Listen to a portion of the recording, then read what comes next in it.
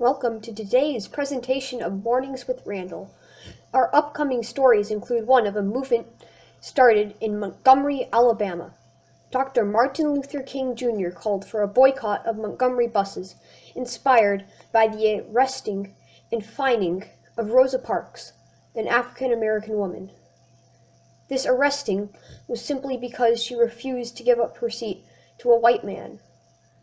On Monday, December 5th, 1955, citizens were told by the Women's Political Council to not ride the buses and to instead walk or take a cab. Ralph Abernathy helped to organize this boycott. Both Abernathy and King were formerly priests. Here is some footage from this recent boycott.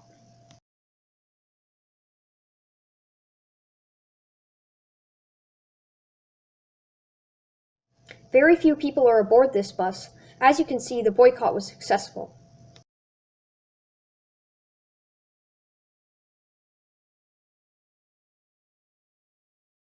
Martin Luther King Jr. is having a meeting with many of Montgomery's African Americans.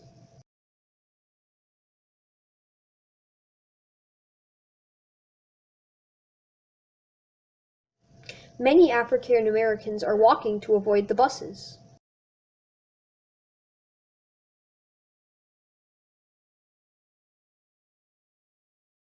These African Americans are carpooling, another way that African Americans avoided buses.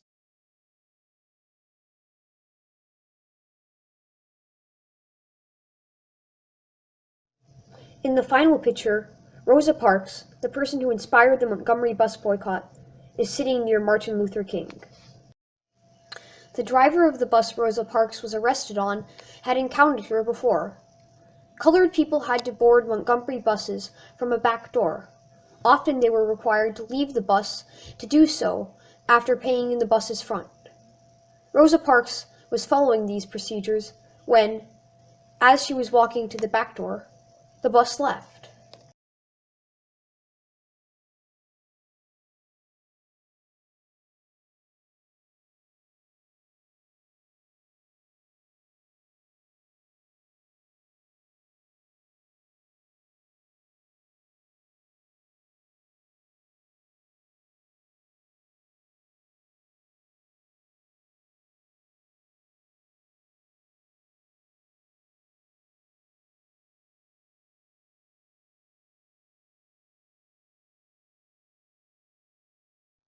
This picture shows the original leaflet that told Montgomery's African Americans about the bus boycott. The boycott was quite successful. Nearly all of the African Americans in Montgomery refused to take the bus for 381 days. The Montgomery bus companies lost thousands of dollars, since African Americans make up 3/4 of Montgomery's bus riders. Because of the ruling of a court, the segregation of buses has been deemed unlawful. This ended the boycott. Although the boycott was peaceful, violence has responded. Martin Luther King's house, as well as 4 other churches, were bombed in retaliation to the success. These bombings occurred in the month after the boycott's end. In this same month, buses have been shot. Montgomery buses were even shut down. Luckily, the violence has receded, and Montgomery buses are back open. Hopefully, this newly integrated city can stay peaceful. This concludes today's presentation of Mornings with Randall. I hope you've enjoyed today's show.